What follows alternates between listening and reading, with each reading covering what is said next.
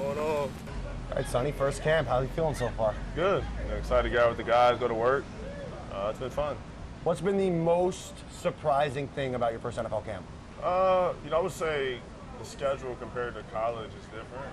Like when you're in college, there's no it's like 6 days in a row basically. Like in the NFL, like the professionals, like take care of you a little bit more. I guess it's just the way it is. I mean, we're still working. Like when we're out in the field, it's a grind. Like we're doing 10-play racks and things like that. Like every few days we get an off day, which is nice. You don't look like a rookie out there. Do you feel like one? I think I'm prepared for the moment, but I'm not gonna get ahead of myself. I know I'm a rookie. Like I haven't done anything yet. I don't have any stats. But I definitely feel like I'm prepared for the moment. I put the work in. I got great coaching staff around me and great teammates around me to get me ready too. Who have you been following around the most? Probably Frankie. Yeah. Just seeing his process, what he does, to get his body ready, his mind ready, things like that. I talked to Terry a lot too, and Marcus, and then Dietrich Wise. Out of all those guys you just named, what's the best piece of advice you've gotten?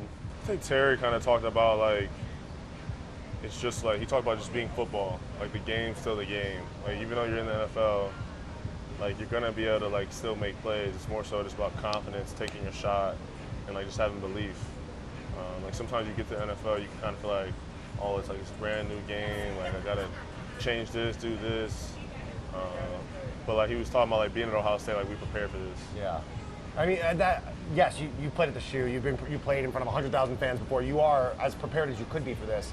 But how do you, and I know you haven't played a game yet, but how do you mentally get yourself to that point where you're like, what Terry said, football is just football? Because that's a lot easier said than done. I think it's putting it out there on the field in practice. Yeah. That's how you get confidence, making plays in practice, consistently doing the right thing in practice, learning from your mistakes in practice, and then being confident and taking your shot in practice. There's a point in the play where you can kind of you have a decision to go take the shot, pull the trigger, or am I going to be conservative? Mm-hmm. And I think in practice you got to take those shots so you know you can do it in the game. And DQ said that about the rookies and specifically you, that he wants to see you taking those shots and taking those chances. Is that something, I mean, you're pretty comfortable, obviously you're the 7th overall pick, but is that something that you battle with at all, that you're I'm not to be conservative, just go for it in practice, it's okay to make a mistake? I think when I first switched to linebacker, it was kind of I was a bit of a perfectionist of all right, I have this gap, this is my drop, and it was kind of almost black and white. Mm-hmm. And as I've learned the position, it's become more sometimes just a feel thing. Yes, this is my gap over here, but I'm feeling this, I'm gonna go take my shot here. So just trusting that. And I mean, if you're looking at the right things, you still understand your drop, where you're supposed to be, but trust what you see and go. Does that match your personality? Are you a black and white guy, or can you live in the gray? I think the more I play linebacker, I started living the gray a little bit more. But naturally, I'm really smart, this, this is the gap, this is everyone's job, things like that. But I think, especially being in Coach Durante's defense coach, DJ, it's we have so much control to where it's gray enough to where you can kind of just play. Yeah. Which I like. So that was, I wanted to ask you about Durante's new defense. Obviously it's new for everyone, but it's new to you. What has been the big thing for you to really understand to make sure that you can be a key part of this? I think just in zone, just getting to the spot fast and setting up fast so I can get visual on the quarterback and break early. Versus getting there and I'm still sinking and the ball's being thrown. So I feel there's been a few times where I feel if I just took the shot instead of squaring up too early and shuffling and just run and get there, there's a chance for me to make a play that I missed in practice a few times. I don't know how online you are, but there's in real niche Commander Twitter, they're talking about who on defense is wearing the green dot. And for those at home who don't know, green dot, you're going to want to have the mic in, you're going to be talking to the coach. You've done it a little bit in practice. Is that something important to you? I think we have a lot of guys who can do it, so it doesn't really matter. Frank can do it, I can do it, Leo can do it, some of the safeties could do it. So it's not really a big deal. It's more so once the play call is put in and the offense comes out, I think it has to be a collaborative effort of us all communicating together, making checks, things like that, communicate what we're seeing. So that's what's really important. I'm sure you've heard this before, but I talked to NFL scouts before you were drafted, and the big thing on you off the field was, this is the guy you'd want to be the CEO of your company. Where do you get that leadership, even keel mentality? Where does that come from? I think the even keel probably from my dad.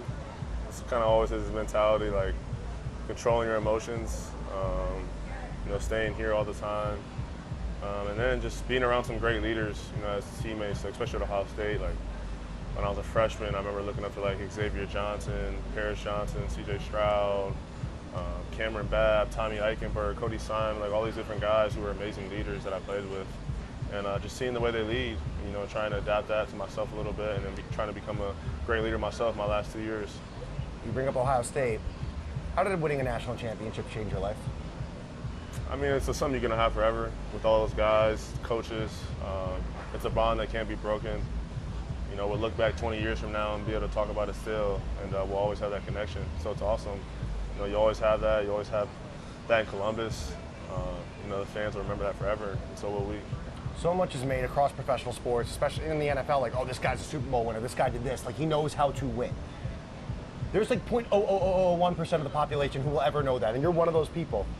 What is that, like, piece of winning that you learned that you could carry with you and help your teammates with? I think it starts with being close as a team. Like, you got to really love each other, like, care about each other. And then also just, battling through adversity. Like, how do you respond when things aren't going the right way? Yeah. I think that was a big thing. Like, when we lost to Michigan, it's like, how do we respond now? I think that was a turning point in our season. That's kind of part of the reason why we ended up winning. But I think responding also has to do with, like, that close-knit, like I was talking about. Because part of responding is sitting down, like, hey, you got to do this better, I got to do this better, and being real with each other and being honest without getting defensive, because we all want the best for each other. Is that different in an NFL locker room because you're now I know guys get paid in college now, but, like, is it different because you're talking to pros versus college kids? I think it's honestly might even be like a higher level of holding each other accountable, because everyone's so professional and everyone wants to be the best. So I don't think there's any hard feelings. Like, it is what it is. I think with the big age difference and the way, like, the off season is, it's probably harder, like, to get, like, a super close-knit group. But I mean, you see it happen all the time in the NFL. Like, when you see, like, defenses out there having fun with each other, celebrating with each other, happy for each other, that's close-knit, that's brotherhood, and that's what it's supposed to look like. And that's what we're trying to build here. Are you tired of hitting your own guys? You excited to hit a Miami Dolphin tomorrow? Yeah, it'll be fun. Get out there and compete against somebody else. What are you most looking forward to about joint practice? Just physical day. Yeah. Yeah. DQ hasn't released who's playing in the preseason. He said some starters will mix in, though. Is playing in the preseason something you want to do? Yeah, of course. Yeah, I want to get some run, get out there, get my feet wet a little bit, go play in the stadium. So hopefully I'll be out there. That'll be really exciting. What are you most looking forward to the first time? I mean, we got the preseason game, but the first time you run out as a Washington Commander, they announce the starters, they say Sonny Styles, Ohio State, you come through, the smoke, the fans. What are you most looking forward to? Just taking in the moment. Just be present, fully present, take it in, then put the helmet on and get ready to play.